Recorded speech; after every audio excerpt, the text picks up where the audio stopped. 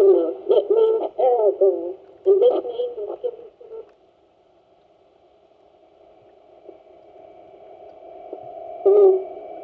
by David Manungia. He's the Hopi spiritual leader for the American Red Indian. We all are players on stage, and I have a part to play. And I would like to be able to tell you about my part on the stage of life for me at this time. It's a sent-not story I want to tell you. I wrote to the Master and told him about the happening in my life and experience. And he wrote me a letter back saying, "It's fascinating and interesting, the story you tell. So with your permission, I'd like to tell you the story that I told the Master." In our history books, we know that when the white people from Europe and conquistadores from Spain came up through Mexico, and when the explorers came by ship and landed on the east coast of the Americas long time ago, the Red Indian people put their hands up and bowed down to the ground with their forehead on the ground, because they thought that these white ones with the beards was their great white brother, who they thought was coming. And there is a legend and a myth. And sometimes, as the good professor said last night, we should listen to some of the myths of some of the ancient civilizations, because they carry a great deal of truth with them. This legend about the American Red Indian speaks of a great white brother. And there is a remnant of these pure ancient people with great wisdom who is in America now, who are waiting for the great white brother to come to them. And they say when he comes, he will hold his hand up, and he will touch his forehead and call them brother. He will have a sparkling white beard, and he will come and give them purification. There is a door at the top of the head, the American Indian says, that's called a kopavi. And this door, the great white brother will open and let them listen to the sound of the Creator again.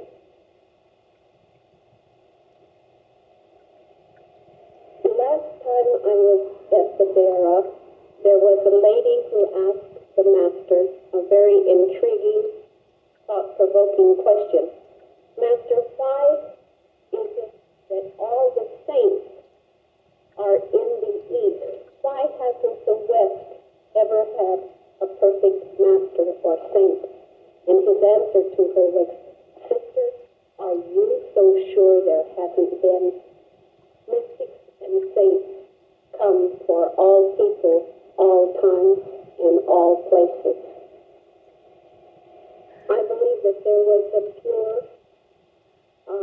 Sanfat Guru or pure master who came a long time ago to the American Red Indians and gave them the truth that they still hold with them.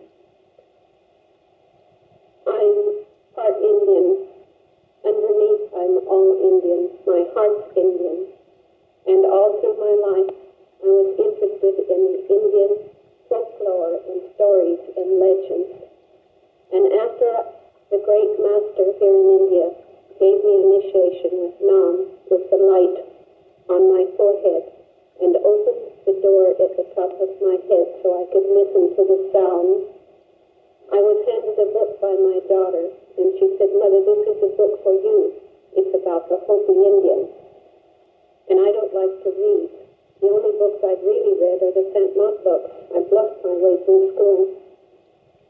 But I opened this book and read it.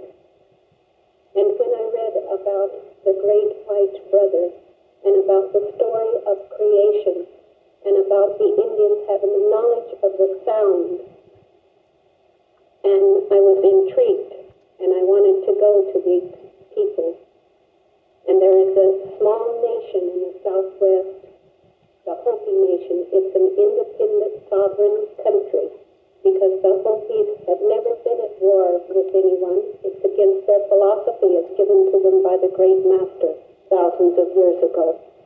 He said, bury your weapons, live in peace, love one another. And they didn't have a written language, these ancient people. But the great master, they say, put these teachings on a rock. And they said the rock has been there 10,000 years. And the American Red Indian chief used a peace pipe in remembrance to this philosophy and the teachings that were given to them by the master. And I have here with me a pipe I want to show you. I brought it to show to the master, and I haven't given it to him yet. I haven't gotten the nerve up. This pipe is to the Red Indian what the Bible and the Adi Granth. The Bible is to the Christians, and the Adi Granth is to the Sikhs, and the Quran and the Vedas, and all of these books that have written language. The Red Indians have no written language, but they carry the teachings from one spiritual leader to the other. And to be able to be given the teachings, you must be initiated on the forehead with the light. And in this way, the teachings have been handed down from spiritual leader to spiritual leader to spiritual leader until the present day, and there is a spiritual leader left. His name is David Mananga, and there will be no one to follow him. And the reason why is that this is the end of the Red Indian in America. The wheels of progress have crushed this ancient civilization and the philosophy and their knowledge of the master. And if the master does go and give them purification, which is their prophecy. My grandfather told me that his grandfather before him, whose name was Yukioma, gave him the teaching that was on a sacred rock and told David, you will live to see the coming of this great white brother who will give you purification. And David's now 104 years old. Yukioma also told him, there will come a woman and she will give you the message that the great white brother is alive, and you will name her HAHOMINA. And this is the story of how I got my name. Now I'll tell you about this involvement. After I read this book that my daughter gave me, I wanted to go to the Hopi to talk to them not about my initiation or not about the master, but of their wisdom and knowledge that they had that I found fascinating and interesting. And when I went into my interview with Master this time, I was frightened and scared to death because I know how clumsy and stupid I am, and I was afraid I'd say the wrong thing. And I was told that this interview was for me and was not for other people. So I went in with my head bowed down, and I was going to sit very quietly and not say anything. And he smiled and said, so you're the one that's been to see the Red Indian in America. Come sit down and tell me all about it. He said, how did you go out there in the first place to this Indian village at Oakville? And I said, well, I had some things I was taking them that my mother had given me and other people to take to the Hopi Indians. And I stopped at a little village and asked where the Indians were, and they told me all the Indians lived in that village. And there were cinder block houses and TV antennas and electric lights. And the philosophy says in the beginning, do not accept materialistic wealth. Live humbly and simply. Rely on the prayer of the Creator to water your crops. And this was their teachings. And they were told that people with light skins would move around them and tempt them with materialistic wealth. And they were to let these things go by and live humbly, because if their attention went to the materialism and the inventions and so forth that would be tempted to them to take, location and they would be lost. So when I saw all of the pickup trucks and the TV antennas, I thought, well, the wheels of progress have crushed the last of these ancient people. And I asked the two children I saw, where did the Hopis live? They said, all of them live here. I said, no, isn't there a place where the old Hopis live? And they said, yes. The place you want to go is called Hope-Villa. And I said, where's that? They said, about 47 miles down the road. So I was in this camper pickup truck traveling alone, and I could see in the distance a little village. It was made of mud adobe, and it looked something like the villages just outside the Dara wall. And I didn't see the sign that said absolutely no trespassing, because visitors are not allowed. You must get a permit, and you must go to the tribal council, I found out, and you're very carefully screened. So if you think you can go to the Hopi Nation without a permit and without a good excuse, forget it. I didn't see the sign, no trespassing, until I came out several days later, and I went jogging into the little village, and it was so quiet, and I could see lights inside the houses, but I didn't see anybody at all.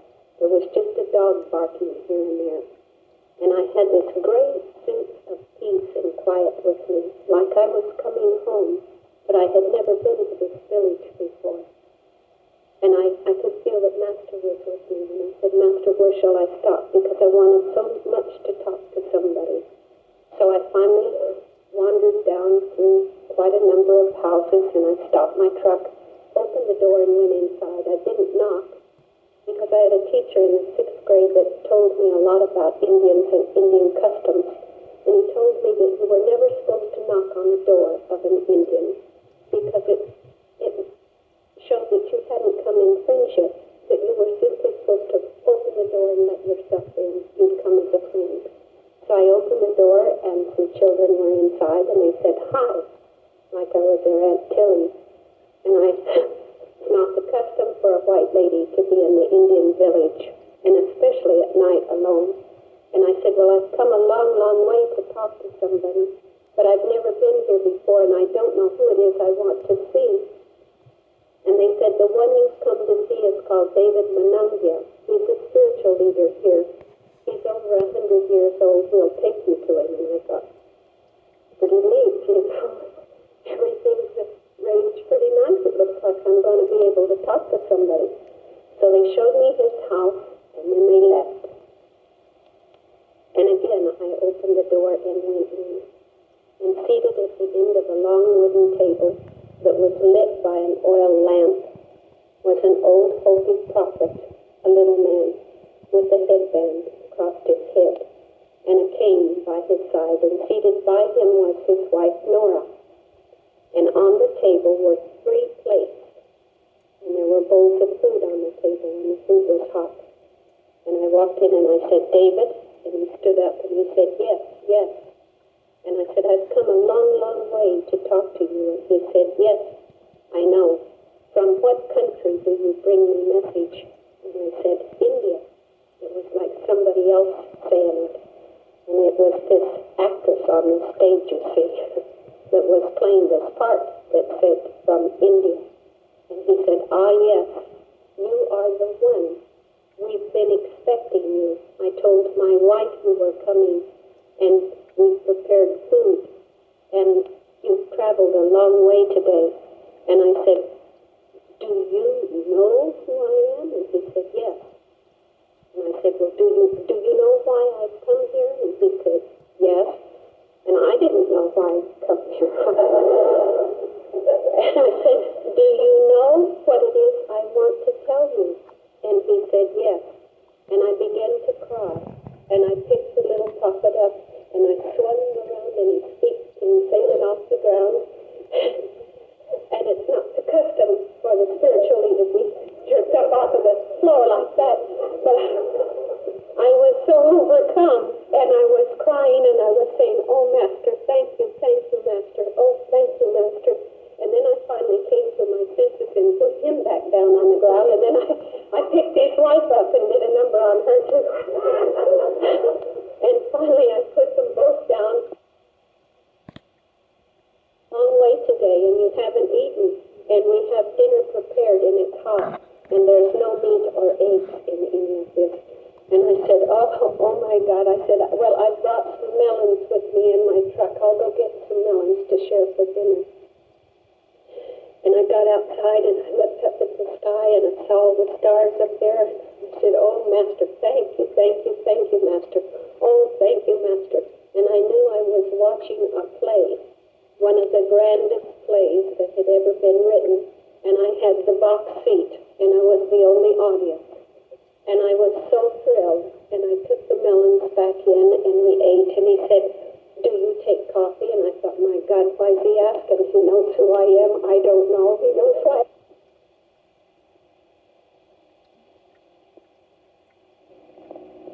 Forward. And he said, now, give me the message. And then Master began to speak through this HAHOMINA that was playing this part. And she said, there is a great, great king, a king of all kings here on the earth now, who is alive in India. And this great king has the power of the sound of the Creator. And he can come and open the door at the top of your head and let you listen to the sound of the Creator again. And this journey starts at the center of the forehead. And I touched his forehead. And I said, then it goes up to the door here and it will open. And I said, there's a journey inside. And the journey starts with the beautiful star region. And then from there you pass through a sun region and a moon region and many different colored lights. And then you will see the radiant form of this great king that we call Master. And he will take you by the hand and lead you on the spiritual path back to Dawa, who's the Creator. And he said, this is the greatest night in the history of the Hopi nation. We have been waiting for this message here for hundreds and hundreds and hundreds and hundreds of years. And he said, such a great night. And he says, now I will call all of the members of the clan together, the clan leaders. And he took out a pipe. And I told you about the pipe being the symbol of the great Master's teachings. And he said, this pipe was given to me by my grandfather, Hilma, whose grandfather gave it to him, whose grandfather gave it to him for hundreds of generations. And he said, I'm taking some spiritual herbs and put in the pipe. And we were given these to smoke at the time of prayer and meditation. And he said, I will call the meeting to order now. And he went over and he sat down by the wall and he crossed his legs in a meditating position. He lit the pipe and began a soft Hopi sing or chant. And I was in another world. It was like it was a twilight zone. And in the door came the other old Hopi prophets. And they were ancient like David, and they had the headband across the head. And they didn't look at me. I could have been in an astral form. Nobody looked my way. They went and sat before David on the floor. And he talked about 2 hours in Hopi to them. And he pointed to the east. All Indians build their houses with the doors to the east because they know the great white brother will come from the east. And he pointed out the door to the east and he said, India, India, many times. And then he said, Dawa, which is the name of God. And so Duknan, who is the Lord. And Pahana, Pahana is great white brother in Hopi. And he touched his head. And then he touched his forehead and went like this many times during the talk. And many times he said, India, India, and pointed to the door. And I felt that I was in a room with some very, very highly evolved spiritual people. And I felt like a small child in kindergarten watching these ancient ones. Silently they came, they listened with great respect, with their eyes closed sometimes, and just nodded, and then they all got up and left quietly. And then David came to me and he showed me some papers from the United States government and asked me if I was going to Washington. And I told him, no, I lived in the state of Washington. I used to live in Washington, D.C. I said, David, there's two Washingtons in the United States. And again, he mentioned Washington, D.C. And 3 times I corrected him, and finally he thought, well, she's not listening. He was trying to tell me I was going to Washington, D.C., because you see, that part was already written in this play, too. And then he asked me if I was going to Geneva. And I've never heard of a little Hopi village called Geneva. I didn't even know I was going to Hopeville. And he said, Geneva, Switzerland. He was to represent all of the American Indians at the Geneva Peace Conference on the 10th of September. He was to leave. And he was inviting me to go along. And I told him I didn't have my passport, and he said, never mind. He said, you're going to Washington, D.C. anyway. The next day, he took me, I took him in the truck. I had to unload all of the things I brought. I forgot all about these things, and I had to move them out of my truck, so I had a place for him. And we went to all of the other villages while he told the other elders and the other leaders in the village about this great message that had come. I went later, a couple days later, to the little Indian store with his daughter to meet the ladies of the village, and they descended on me with papers about the problems with the tribal council and about taxes and about the government trying to put in water and electric lights because this goes against their spiritual teachings, because they were told to live humbly and simply and not accept materialistic wealth. So the ladies, after the light company had done the poles for the electric lights, the ladies said they went out and stood with their arms locked one into the other with a big human chain. And they said, we stood by those holes for 48 hours. So they couldn't put the electric light poles. And finally the electric company gave up and went home.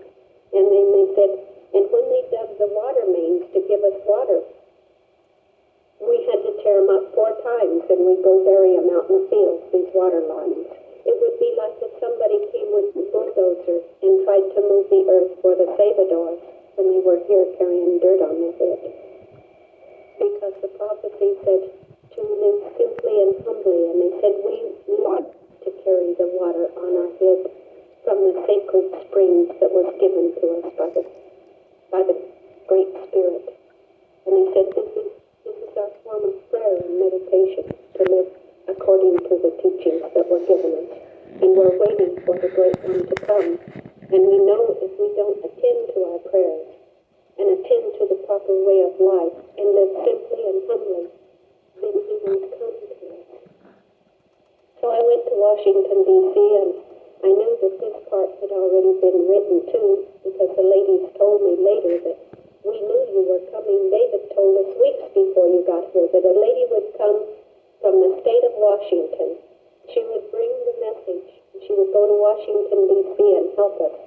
And so they said that night when you came in, everybody was waiting for you. It didn't make any difference which house I went to.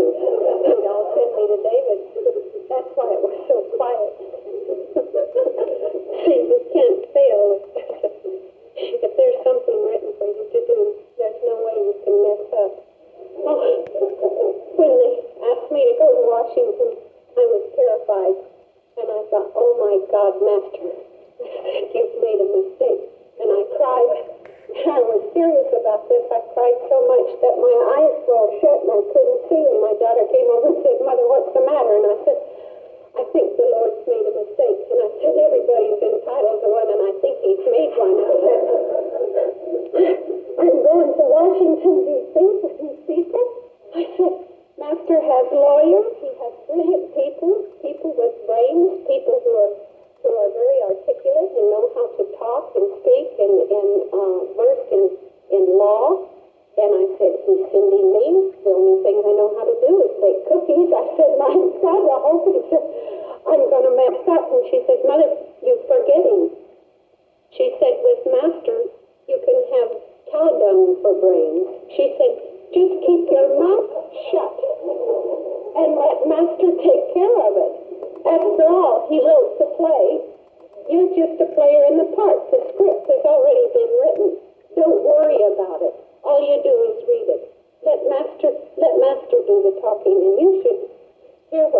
did in Washington. My, it was wonderful. I saw more congressmen than my husband did 11 and a half years he was there. As a wheel in the Park Service, I just went right through. I thought, gee, Master, that was great. Where to next? And boy, the doors opened. And I had this dumb mink coat that I bought a long time ago before it was a satsangi and some real fancy Indian jewelry worth thousands of dollars. So I thought, well, you have to dress the part, and you're playing a part in the stage. If you're going to Congress to get those guys' attention, you better look like you're Mrs. Got Rocks. So I took the mink coat and all the jewelry. And it came time to go see Barry Goldwater. He was the senator from the state of Arizona. And I looked outside and it was pouring, not down this way sideways, just coming like torrents. And I thought, my God, I'll ruin that poor old mink coat. So I better not wear it. So I got an old raincoat that I got at the dime store for 15 years ago. And it's been run through the washer. It looked like it'd come from the Salvation Army, and some tennis shoes, because my feet might hurt. And off I went and to see the congressman.